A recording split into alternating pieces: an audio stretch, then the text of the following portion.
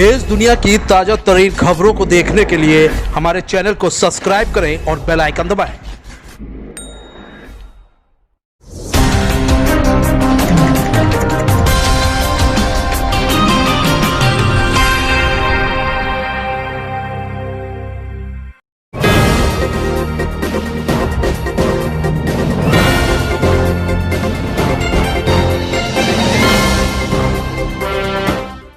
Hind news 24 के साथ खास बातचीत के लिए पूर्व मुख्यमंत्री हरीश रावत जी के बेटे जो पीसीसी मेंबर इस समय है वो हमारे साथ खास बातचीत के लिए उत्तराखंड के कुछ मुद्दों के बारे में उनसे चर्चा करेंगे। सर, आपका स्वागत है हिंद न्यूज 24 में।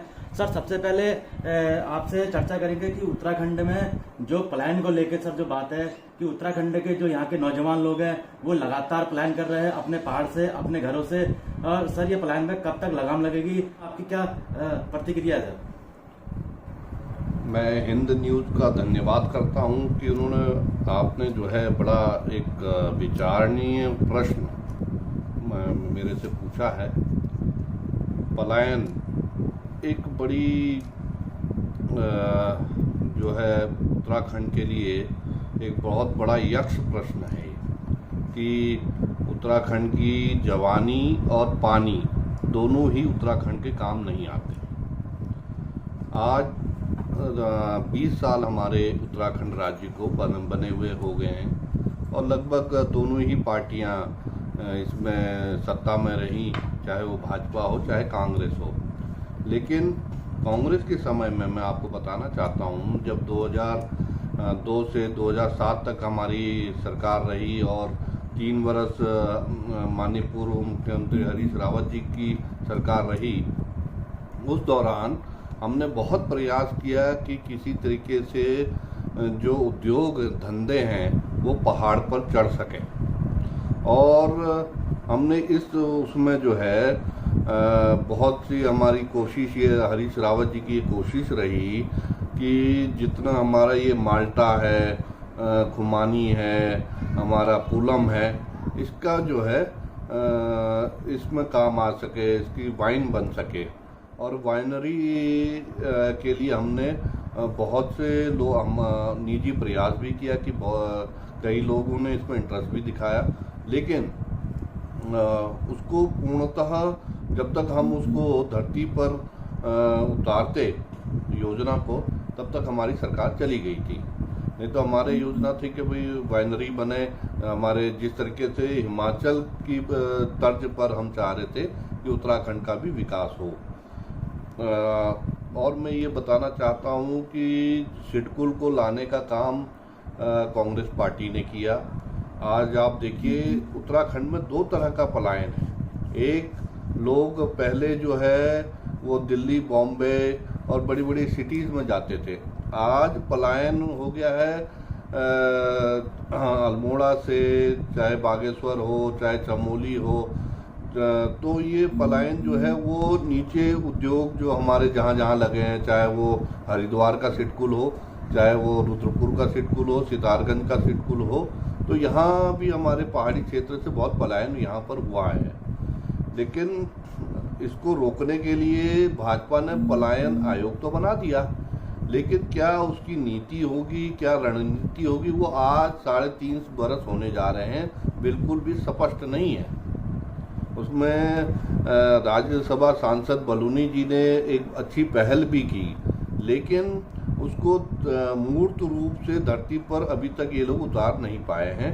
और इनकी ना तो कोई ऐसी योजना है, और इनके समय में मैं देख रहा हूँ कि जो सिडकुल हमारे रुद्रपुर में और हरिद्वार में जो उद्योग लगे, उसमें से भी लगभग 40 से 45% उद्योग जो है वो पलायन करने के लिए मजबूर हो गए हैं। सर, जैसे आप भी जानते हैं, हम सब जानते हैं कि पूरे विश्व में कोरोना जैसी महामारी फैली हुई है, तो जो लोग उत्तराखंड से बाहर जो है सारे जो है अपनी नौकरी के लिए जाते थे, वो भी लोग घर आ चुके हैं और यहाँ पे जो है बेरोजगारी का एक लोगों के सामने संकट आ चुका है। तो किस तरीके से भाजपा सरकार ने एक पॉलिसी बनानी चाहिए जिससे यहाँ के जो बेरोजगार लोग हैं उनको रोजगार मिल सके? देखिए, कोरोना महामारी से आज हमारा देश जूझ रहा है इसमें,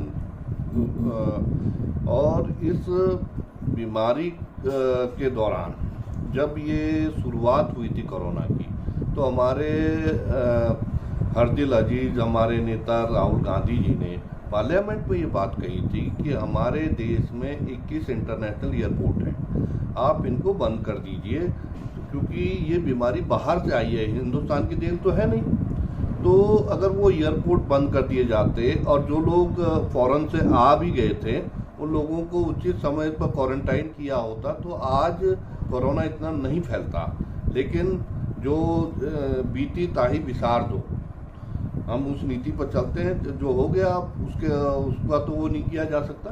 लेकिन आपने देखा होगा जब हमारा ये कोरोना का पीक चल रहा था, उस वक़्त पर हमारे पहले तो हमारे मजदूरों को जो दूसरे बड़े शहरों में काम कर रहे हैं, हमारे नौजवान काम कर रहे हैं, उन सबको पहले तो ये कहा गया कि भाई आप अपनी ही जहाँ हैं, चाहे दिल्ली में है, बॉम्बे में है, आप वहीं रहिए। लेकिन 1 महीने के बाद अचानक से आपने कह दिया नहीं भाई आप जो है अपने अपने मूल प्रदेश में जाइए। आप ये देखिए लगभग 4.5 करोड़ लोग जो है यूपी में, पंजाब और इधर जहाँ मजदूरी के लिए जाते थे वहाँ से उन लोगों ने पलायन किया। 2.5 करोड़ करीब बिहार में मजदूर लोग वापस गए और लगभग 10 से 15 लाख हमारे उत्तराखंड में भी लोग बाहर से आए। ना तो इनके बेचारों के आने की कोई इन्होंने सुविधा सरकार ने दी और ना ही अब ये बेचारे 2-3 महीने से गांव में रहे, इनको कोई रोजगार उपलब्ध कराने का कार्य जो है भाजपा की सरकार ने नहीं किया। जबकि मनरेगा के द्वारा आप इनके जॉब कार्ड बना सकते थे, श्रमिक जॉब कार्ड बना सकते थे और उनको गांव में ही उचित रोजगार दिया जा सकता था। लास्ट सवाल आपसे पूछेंगे सर, जिस तरीके से आम आदमी पार्टी ये दावा कर रही है कि 70 के 70 सीटों से उत्तराखंड पे अपनी जो है चक्रव्यूह रच रही है, तो किस तरीके से देखते हैं कहीं ना कहीं आप पे ये बीजेपी पे या कांग्रेस पे कहीं ना कहीं फर्क पड़ेगा इसकी जो है उत्तराखंड पे आने पे? देखिए, लोकतंत्र तभी मजबूत होता है जब ज़्यादा से ज़्यादा दल चुनाव लड़ते हैं। और मैं आपके चैनल के माध्यम से आपका स्वागत करता हूं, उत्तराखंड में आ रहे हैं, उनका बहुत स्वागत है।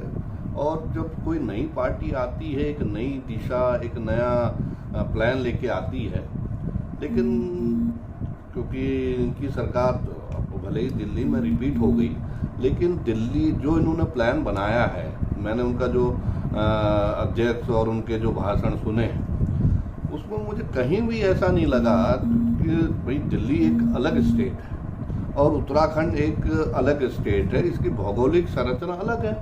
यहाँ के हिसाब से जो नीति और वो बननी चाहिए, प्लान बनना चाहिए, उसमें आप के लोग जो हैं अभी तक मैंने उनको फेल पाया है।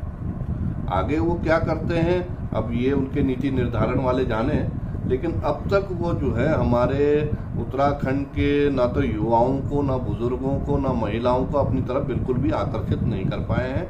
और 2022 का जहां तक सवाल है वो सीधा सीधा कांग्रेस और भाजपा का मुकाबला है। बिल्कुल जो है इन्होंने जो सीधे तौर पे बोला है कि भाजपा सरकार के 3.5 साल के कार्यकाल में कोई भी कार्य नहीं हुआ है और यहाँ पे जो है इस उत्तराखंड के धरातल पर कांग्रेस भारी बहुमतों से आएगी और रोजगार को लेके, प्लान को लेके इस मुद्दों को जड़ से खत्म करेगी। राकेश जोशी, हिंद न्यूज़ 24 के साथ।